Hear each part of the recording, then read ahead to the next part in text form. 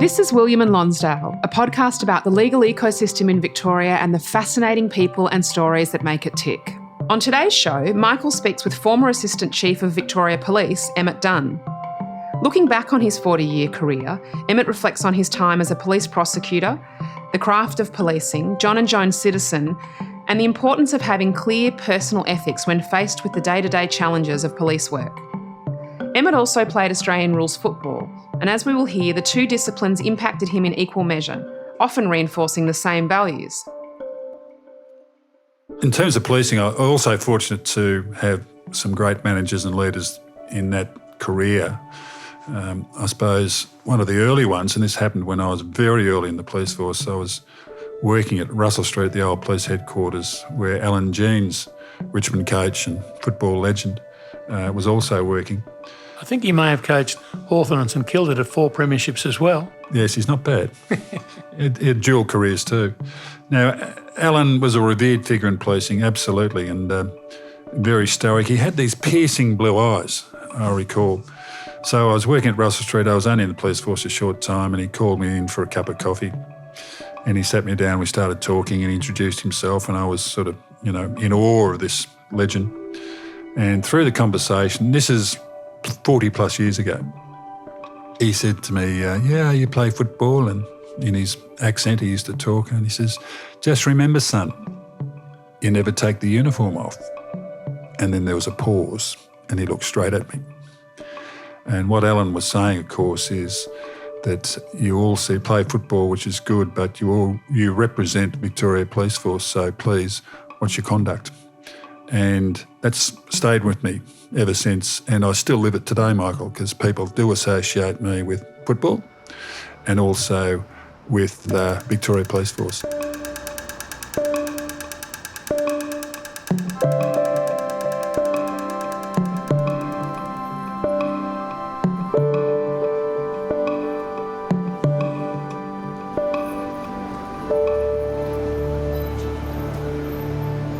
Emmett, welcome to William and Lonsdale, Lives in the Law. Today I'd like you to tell us a bit about your background in the law, which is different and unique to many other people. Maybe we should start with your upbringing, and because with all of us, our upbringing influences the people we are.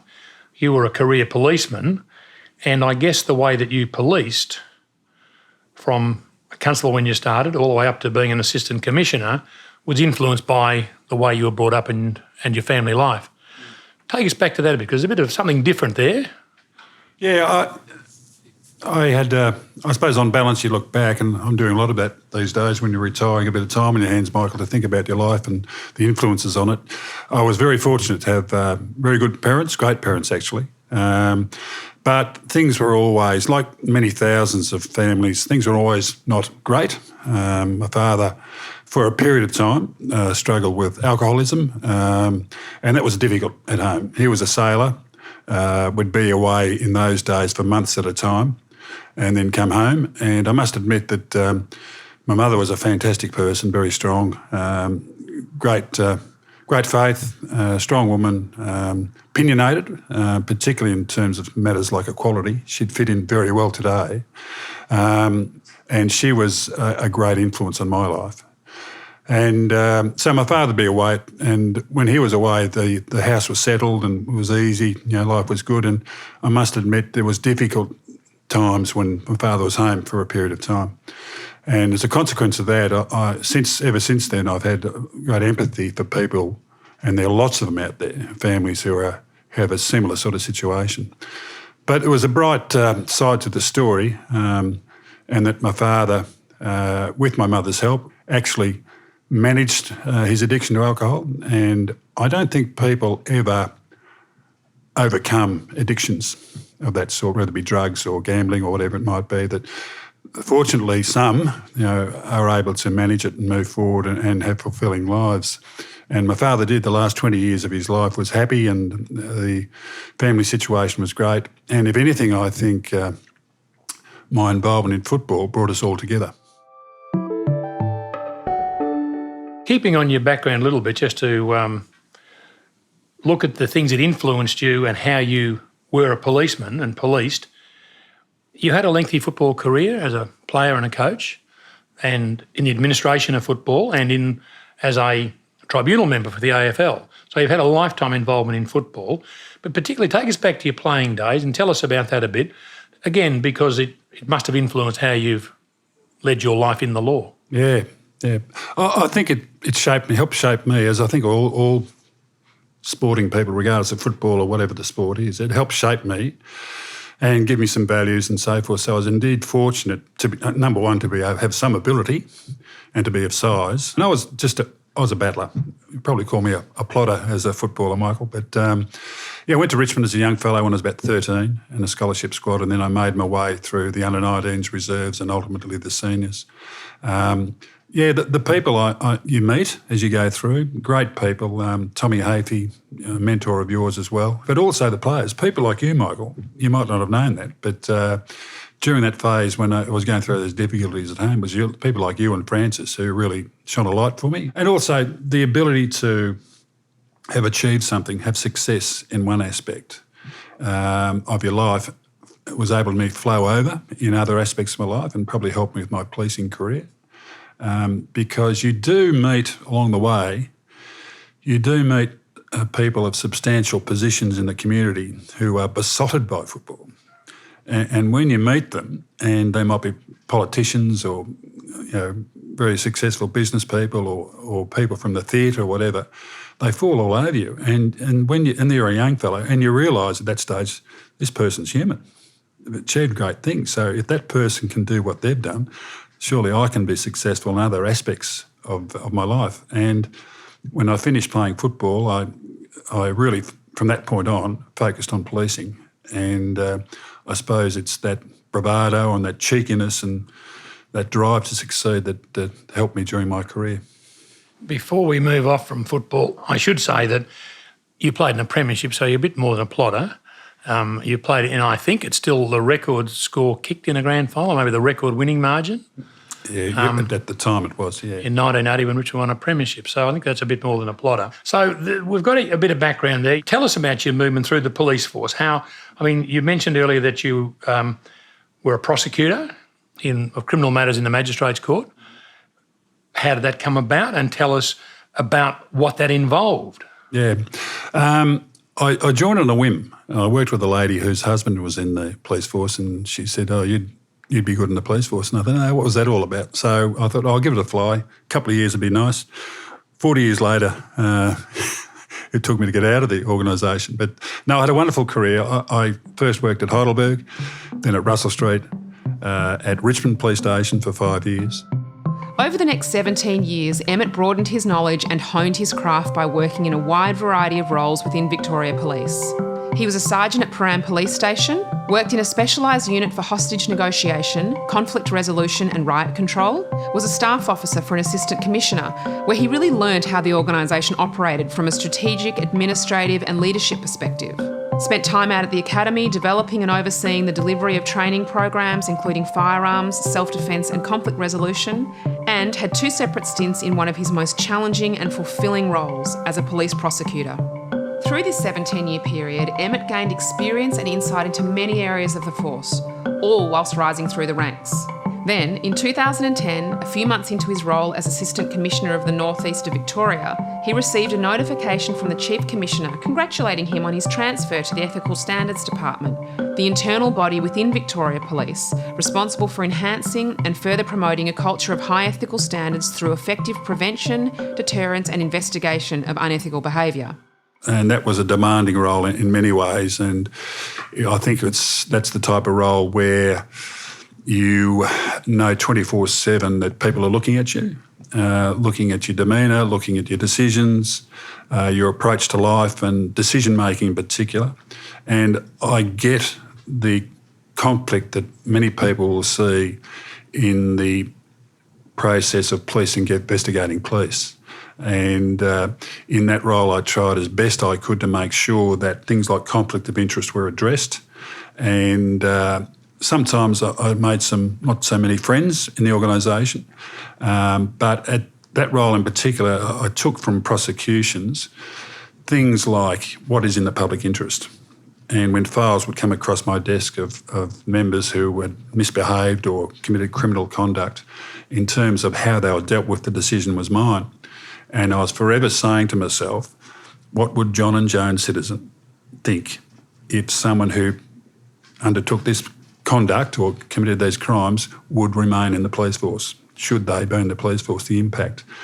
And that was always a front of mind when I did that role. And as I said, didn't make, on occasions, not too many friends. But at the end of the day, I think people respected the role that we had and performed. And I get the feeling from what you're saying there that there are very many occasions in the life of a policeman when things are not black and white, there's a lot of grey, and have to use discretion as to what's the thing that is going to do the best for John and Joan Citizen. Yeah. I call that the craft of policing, and it encompasses a number of qualities and aspects and abilities. It takes some time to develop it well. When you recruit, you go into the academy, you've got visions of serving the community and saving the world and doing all that sorts of things. It becomes tough when you're out there on the street, and I have a great deal of respect for those who are on the street at the front line. In the main, they are the youngest members of the organisation and certainly the least experienced, and we're asking the most of them, particularly in decision-making, because often they have no time to prepare or think through problems. They're going to make a decision on the spot. And the craft of policing, I think, is being able to assess a situation, often in a short period of time with limited advice or information, what is the best outcome possible in the public interest. And for those on the street, that's the hardest thing to do. And I said before, talk about John and Joan Citizen as being the community interest. Sometimes it's difficult because John and Joan won't agree on a point, and regardless of the decision you make, there will still be criticism of you. You moved from constable to ultimately assistant commissioner. I guess it's a meritocracy where you rise on your own abilities, but it can't just be that. You've done a lot of training to get to where you got to, extra training above and beyond what is compulsory for the policeman or police force. Can you tell us about that, the training you undertook, and how that had an impact upon you and how it affected your vision of policing and your vision of the world? Yeah, I did many courses like a lot of police, and I wasn't a course junkie, but I took the opportunities that I thought I should in order to learn and be better at the job, and that helped me progress through my career. I remember I did the officers course was at a lovely mansion in South Yarra called Airlie, and any police listening here to this podcast will know what I'm talking about. I think it was a 10-week residential course, and it was to, train the next breed of leaders in the organisation. I came out of that course and wondering, what did I actually learn? I think subliminally you learn things, but not so much overtly. And at that point in time, it was in the year, and I decided to really pursue my career. So I enrolled in a distance education program at Monash University. The first subject that I did was leadership management, and it was management theory and practice and leadership principles, I think it was something along those lines. It was the best, and did the first subject, the best thing I've ever done, Michael. I spent 10 weeks at Airlie being fed and kept. I learnt so much by that one course and that one subject, that one course. It set a fire in me. And I was able to look back and assess the leaders that I had previously and identify the good ones and the poor ones from the traits that I learnt from there. I wasn't a great cop, didn't lock up a lot of crooks, that sort of thing, but I think I was able to relate to people and have a relationship with them and support them. And I think I was very good, at identifying talent, regardless of their rank, their talent. So they'd be in a committee or project group or whatever it might be, and I'd see someone who I thought, they've got a future. So I'd call them out for a cup of coffee and I'd have that conversation with them and say, where are you going with, what qualifications have you got, where have you been, what do you want to, that sort of routine conversations. And often I'd say, well, why don't you come and work with me? And I'd give them projects or tasks to do, and they're always successful, and help them on their way. And I know now that a lot of the high-ranking officers in Victoria Police work with me in those sorts of things. So that's satisfying, and particularly women. They have added an unbelievable different dimension to policing. When I first joined the police force, they were a separate work unit. The highest-ranking policewoman in Victoria Police was a senior sergeant, and they worked predominantly with children. Then in the late 70s, might have been early 80s, they were amalgamated or implemented in the operational world. And I was working at Richmond Police Station at the time, and policewoman Lorraine Casey, who still remains a friend today, came to our police station, and it was a bit daunting for her, but she is a fantastic person and very impressive. And what she brought, as policewomen do bring to any organisation, but particularly policing, an ability to reason and think through problems rather than react, to think through the consequences. Great communicators. You know, it's a difficult job, can be a difficult job, there's no doubt about that. But women are forging great careers, not only in Victoria Police, but other police forces as well.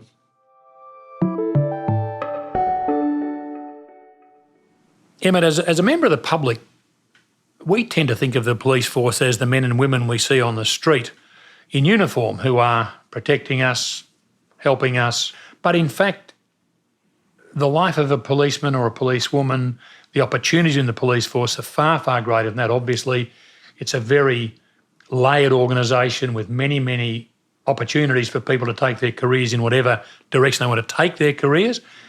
And you were aware of that and you took advantage of those opportunities for yourself. Yeah, it suited my personality, I think, Michael. And I used to, a bit of a wandering soul in lots of ways.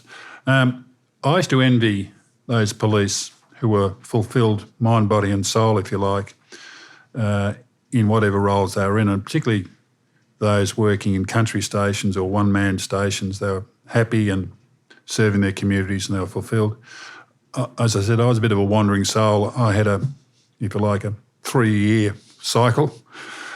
1 year learning a job, 1 year on top of it, and the last year looking for the next challenge or the next job to do. And there was plenty out there. And I got strategic, particularly at the end, and planned. I looked forward not so much for the rank, but for the job that I was interested in next. And I would grab hold of the position description. Even if there wasn't a vacancy available, I'd grab the position description of the job I wanted and I'd work through the key selection criteria, if you like, and the description of the job and what it entailed, and critically assess where I was at that point in time and the boxes I could tick for that job and the ones that I couldn't.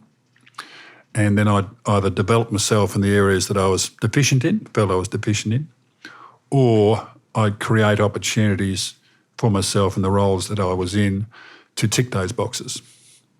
And in particular, what I'd do is get the organisation's mission and vision and its strategic plan and look at the outcomes that I hope to be achieved. And in the role that I had at that particular time, I would see that how I could impact positively on those outcomes the organisation was hoping to achieve. And I remember spending time at the kids' cricket or football with the books in the car, reading through this and thinking through what I had to do. But in the end, by doing that, I knew that I was assisting the organisation. And so you've had a very satisfying career doing a whole range of jobs within the Victorian Police Force. But would I be right in assuming that the most enjoyable and satisfying job you had was as a police prosecutor? Yeah, absolutely, it was. Challenging. Other roles, every role in police force is challenging, Michael, you've got to understand that. This was challenging in many ways. Firstly, the workload is enormous. As you would understand, the system, well, there is no system. It's chaos. In the magistrates' court. In the magistrates' court, it is chaos. You're at the mention court and you've got, 60, 80, 100 briefs in front of you and you're at the bar counter and people are pulling and pushing and trying to get in your ear, and then when all of a sudden the court opens and you're in action, it's all happening. So getting on top of that, and it's a bit of an adrenaline pump, really, particularly when you're young in prosecuting, to actually get the job done. It's like a sausage factory, and that's where I respect the magistrates for dealing with such matters in a way that's appropriate when they're under the pump as well. The other thing, as a prosecutor, I also I liked prosecuting contests, particularly the lengthy ones. You know, you'd get days where you would have 3 or 4 2-hour contests, and you prepare for them. Sometimes they're over very shortly, other times they'd blow out into days. But I used to like preparing and prosecuting long-term prosecuting, they're booked in for 3 or 4 days or a week or something like that, because you really get your teeth into it. And I learned as you go along, and I would endeavour to put in evidence in chief, and in my case, put everything on the table, good, bad or indifferent for my case, because inevitably the defence counsel would identify it and you'd look as if you got egg on your face. I remember on a couple of occasions doing that, and defence counsel, before they got up, they'd say, "Thanks, Emmett, you've picked out every point I was going to make." And my reply, very hushed tones, of course, would be, "Oh, well, you'll share your fee with me then, will you?" And really, and another thing about prosecuting, you've got to understand, it's not a win-lose proposition. Never can be. You are an officer of the court. And again, I harp back to it, you're serving the community, making sure that the best outcome is achieved. And it's so important to be transparent. And as I say about your case, there's the good, bad and indifference parts of the evidence. And then at the end of the day, you rely upon the magistrate or the judge to make the correct answer. And that's your role. At times, particularly young officers and early in their career, would not be happy with the outcome, or they wouldn't be happy with the charges you've negotiated at the end of the day. And it's a matter of sitting down with them and explaining as best you can over their exuberance and desires that there's a greater calling here. There's another thing we've got to think about. It's not just winning this case, it's what's best outcome when you consider everything. Mostly they understand, but with time and maturity they certainly did. The other thing is, if you get tied up and tie yourself in a knot wondering about the outcome of a court case, it's not good for your health. There's no longevity in it.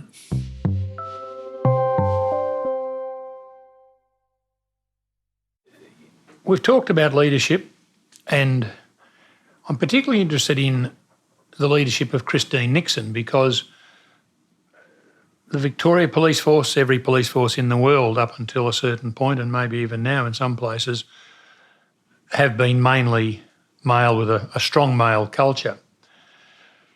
I'm interested in what was the culture like when you joined the police force in this strong male culture? How did you cope with it? And how has it changed? And then within that, how did Christine Nixon play a role? I assume she played a role in somehow changing the culture. Yeah, she did. When I joined, I joined as very blokey, very, very blokey, a male-dominated organisation, charging ahead. And that took some time to change, big organisation. Took a long time for the culture to change. And I think Christine's appointment was the start of an era, certainly for Victoria Police and probably Australian policing.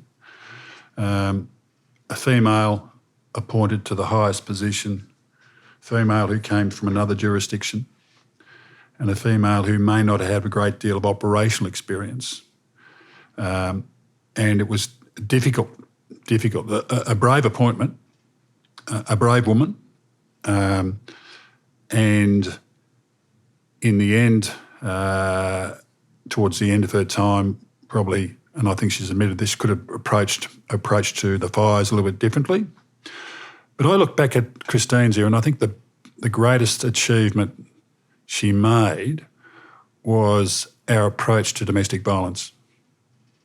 I I look back now, a bit ashamed, Michael, to be honest with you, the way early days of my career we treated or did not treat domestic violence situations. I think, Emmett, that was a community-wide issue, not just a police issue. I think that we as a community look back with shame and embarrassment about the way domestic violence was treated. Yeah. In those days, in those days you'd start a shift with 10 jobs on the plate, as you was to call it, and your ambition was to clear them all by the end of the shift, rain, hail or shine. And it was just you're putting out fires, you're going from job to job to job to job. And so you never had the opportunity to deal with the underlying causes of the problem. You just sorted it and moved on.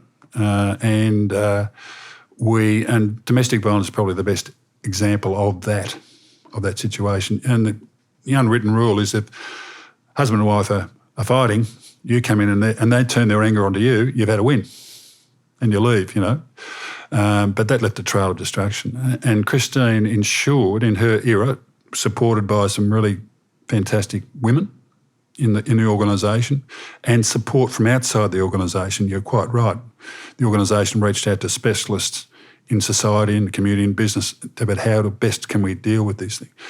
And affirmative action was taken and the situation has changed dramatically in terms of our approach. Specialist units, more capacity, more education, more referral services, although there's still a gap there in my view in terms of referral services to support, accommodation and the like. But I look back at that and that was probably Christine's greatest achievement and a lasting achievement.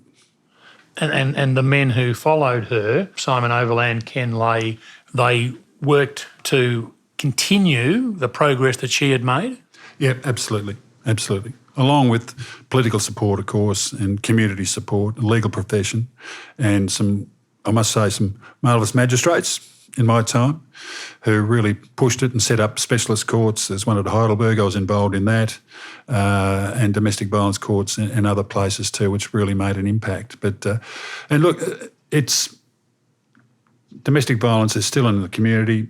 It'll still be there, sadly. It's a long-term problem for everyone in the community, not just the police. And that's something that I used to angst about the crime rate. People jump up and down about the crime rate, and police can only do so much. It's about family, it's about opportunities, it's about education, it's about leadership, all those things in society. So it's a big picture problem. It's not just the police problem, but we can, the police are at the front line and can do something in the short term. Looking at that overall issue of culture within the police force, within any organisation, but specifically the police force, we've currently got a Royal Commission looking into the police force and into an informer, a lawyer. Have you got any thoughts about that? Is that something with your background in the police force? How can you see have you got any thoughts on how it might play out? No, look, I'd rather wait until the Royal Commission concludes and to read the final report before I draw any conclusion. But I guess there will be differing views. There'll be the legal profession who will be outraged, and probably rightly so. About a fellow lawyer breaching legal ethics. Yep, about that.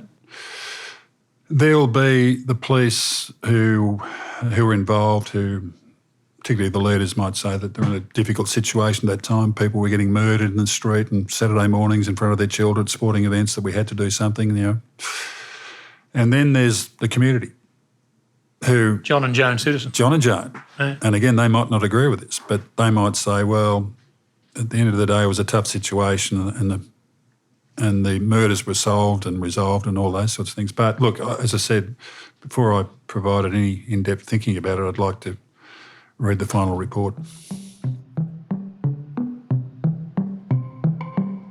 William and Lonsdale is brought to you by Green's List, one of the leading multidisciplinary barristers lists in Australia.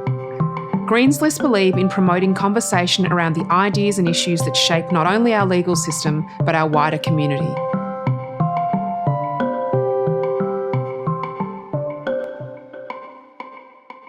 Emmett, in you and I talking about today and preparing for it, one of the things that came up, which I wouldn't have expected to come up really, was a discussion on philosophy. In fact, even the ancient Greek philosophers. How does that come about in the day-to-day life of a busy policeman? Yeah, Michael, I learned about that through the 12-month ethics course I did at Melbourne University. But I think what it gave me was a framework within which I could operate and think and make the decisions or support me in the decisions that I made.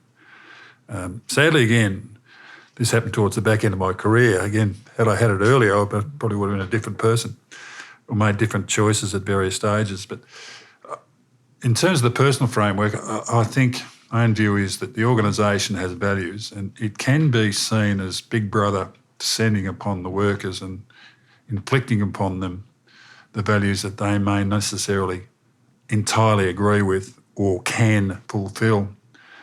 I think for me it's important to make sure you work out in your own mind what values best suit you, that you believe in, and therefore they become yours. So that at times, critical times, when you have to make hard decisions, and in policing sometimes they're hard decisions against the organisation, that you make them correctly and you can justify them, firstly to yourself, but also anyone who challenges you. I wind the clock back a bit. I was newly promoted to inspector and was a staff officer or an assistant commissioner, and his EA position became available, and he got me to run the selection process. So I went through the process. This is to be an executive assistant to the assistant commissioner. One of the assistant commissioners. So he asked me to do the selection process. So I did that. I got the position description, the key selection criteria and whatnot, and advertised it and shortlisted. And I shortlisted, I think, for recollection, just a long time ago, about 4 people, I think, for interview. One of them I knew was the girlfriend of a superintendent, and I'm a newly promoted inspector. So the day before the interviews, I get a phone call, and the assistant commissioner was Bob. Let's call him Bob, all right? So this fellow rang up, and out of the blue, I'd hardly spoken to him previously, just general chatter, and then he said to me, Bob and I are good mates. We go back a long way. He owes me a lot, does Bob. I said, oh, that's interesting. And by the way, you know, my girlfriend's being interviewed tomorrow for this job and you're running the selection process. I said, yeah, that's right. We'll see how she goes. No pressure on you. No pressure. I've just been promoted, you see. So at that point, said, thank you. So we ceased that conversation. That's fine. And at that time, the Victoria Police had a program on ethics, and they had a decision-making model. It's called the self-test, SELF. Does your decision stand up to scrutiny? Are they ethical? Are they lawful? Are they fair? And it was all over the place. It was plastered everywhere. There was articles on it and so forth. There was posters. And so anyway, the following day we did the interviews, and the girlfriend didn't get the job.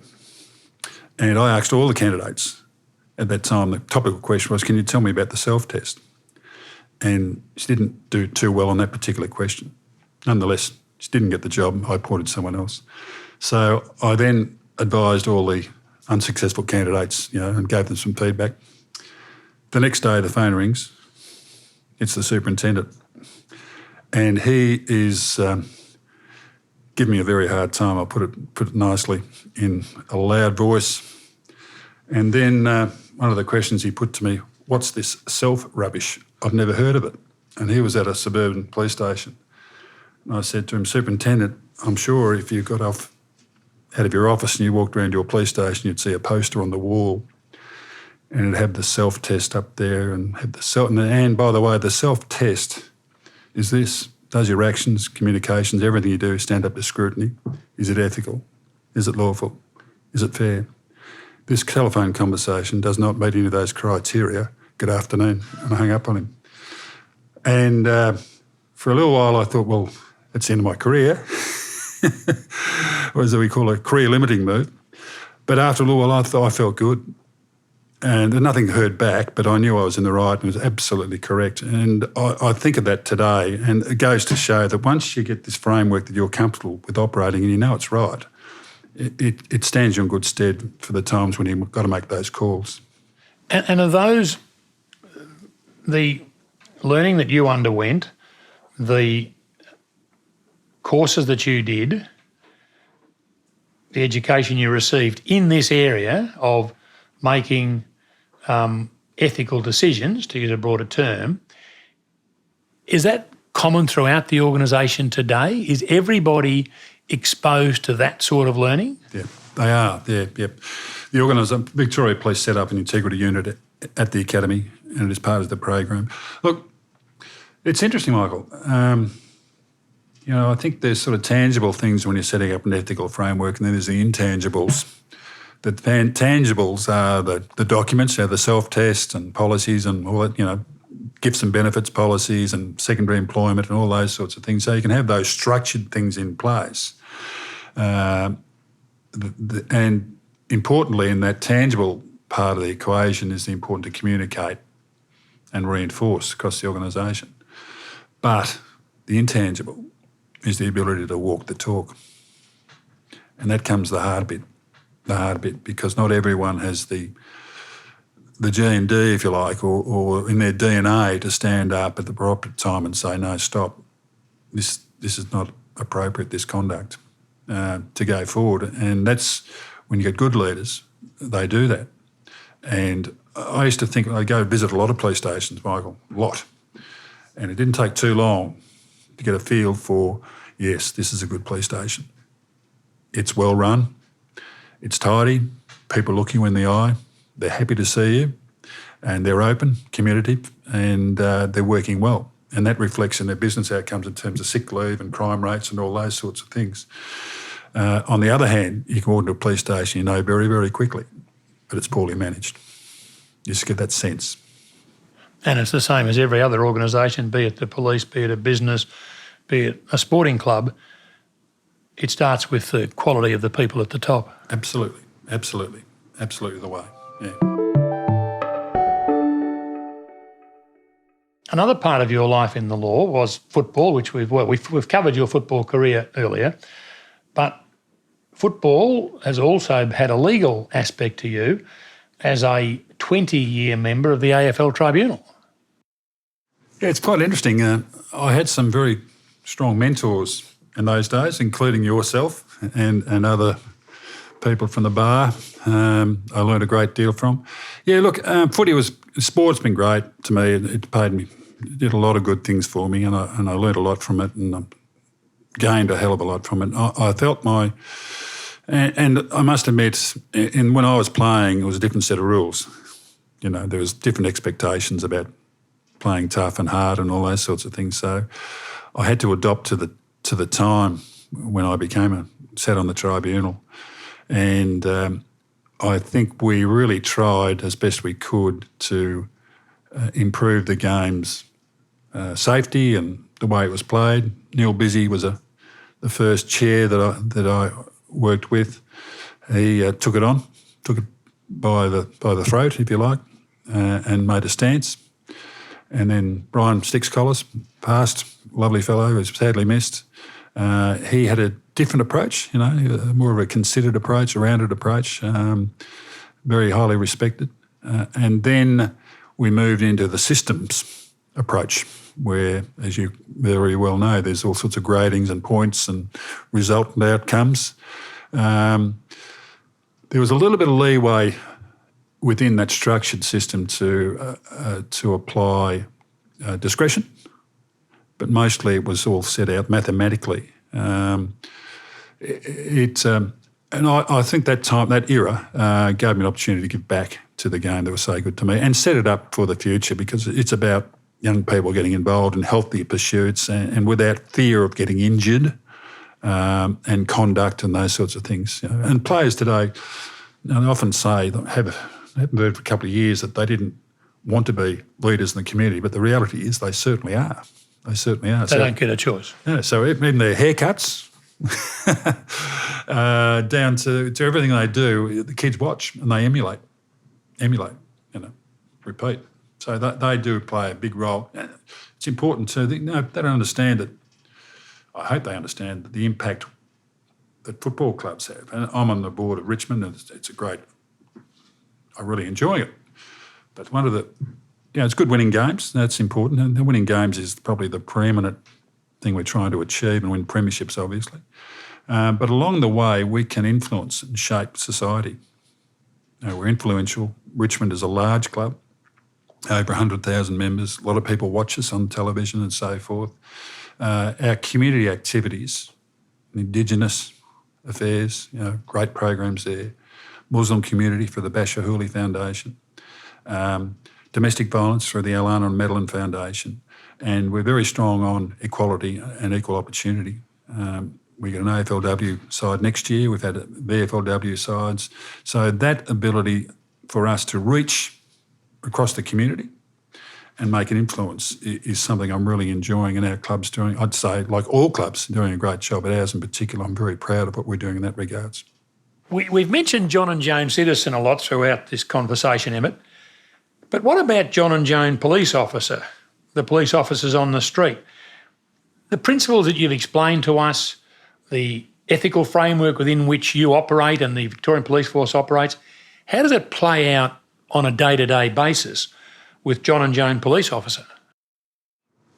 Interesting question. I said earlier it's a mighty difficult job they do, given the obligation they have and feel when they sign up to the organisation to do what they do, and demanding in many ways, judgment, physically demanding, emotionally demanding in every way, and it calls upon them to make decisions on the run.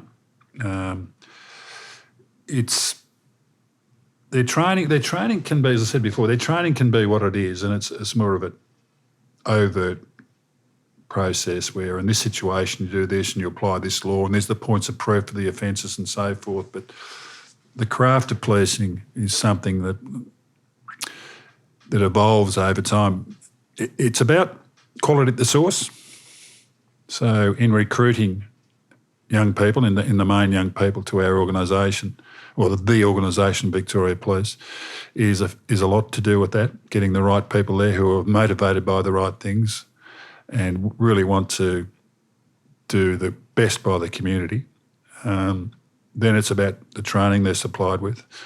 But it's also about middle-level management, and I'm talking about sergeant, senior sergeant, taking a leadership role and understanding what leadership is all about and their role in guiding and assisting and mentoring and helping young people through a particularly difficult phase. I think the first couple of years in the police force is difficult. It was for me. I worked out at Heidelberg and I had a trip over to Heidelberg West, which is a housing commission area where people had lovely televisions on hire purchase and lovely cars, but the place was a wreck and all sorts of problems. Coming to terms with that, coming to terms with crime.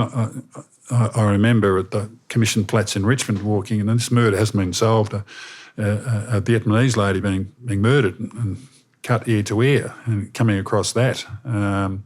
Those things can, particularly if you're not prepared, can be big impact upon you. So it's a difficult thing, multi-layered. I mean, I'm assuming with, John and Joan Police Officer, they're going to have to make their mistakes. I mean, everybody, all of us in doing our job, is when we're young, we make our mistakes and we learn through our mistakes. Policing is such a critical part of the functioning of our society.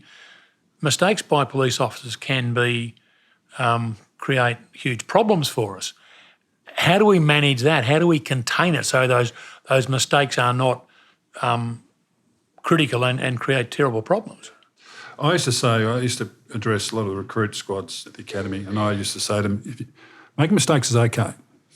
Your decision makers, everyone makes mistakes. Best mistakes are the honest mistakes. And if you do make a mistake, put your hand up, the first available opportunity, and cry out for help. And if you're not getting at the level you're approaching, if people ignore you, go the next rank higher until you get people who will help you. And very simply, always tell the truth. It's the easiest thing to remember. And you can sleep at night. You might have made a mistake, but at least you've rectified it and get things rolling, and your story's out there, warts and all. And when I was at Professional Standards Command, would you believe, I was quite a few complaints against me personally for whatever reasons. There were all sorts of complaints, people come out of the woodwork, and I used to trot up to the OPI or IBAC with my diaries and my notebooks and my computers and everything like that, and it was all open book for me. Open book. Here I am. What are the allegations? This is and nothing was found. It was all, a lot of it was unrelated to anything I did at work. But that's part of the job. You've also got to understand that people get upset when there's an inquiry about what they've been done. They're totally innocent. And I used to say, it's tough love. Better off putting it all out there, getting the best possible investigator to investigate your allegations. Give them everything. Tell them, do your best. Here it is.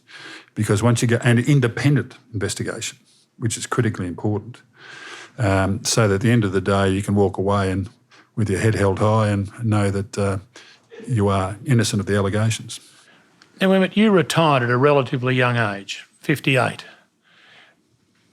You're a career policeman and obviously have got, to this day, great love, respect for the Victoria Police Force, and you've had a wonderful career in it. You didn't see a few more years where you would have served the community in your role as a senior policeman? No. Throughout my career, I saw many police who stayed on and hung on and hung on and hung on, and they became anchors for the organisation, in my view, and very negative, critical, cynical, and that had the potential to be a cancer in the organisation. And I took a vow to myself that I'd never get to that stage. And I think if you really do respect an organisation, I don't think you work in an organisation for 40 years if you don't love it or respect it. You're wasting your life, which is crazy. But when you do commit yourself to an organisation and you really do love it and you appreciate what it's there for, the other part of that equation is when you're true to yourself and understand how you're feeling, that you will look in the mirror one day and say, well, it's time. It's time. And the other thing that reassured me in making my decision to leave was that I knew there was absolute great talent coming through the organisation. And an organisation needs to offer opportunities for its future leaders to progress. So if everyone stays at the top and does their time, it doesn't give opportunities for those talented people below them. And the risk is that their talents are wasted, or you lose them, or they themselves turn into sinister, grumpy old men in the main.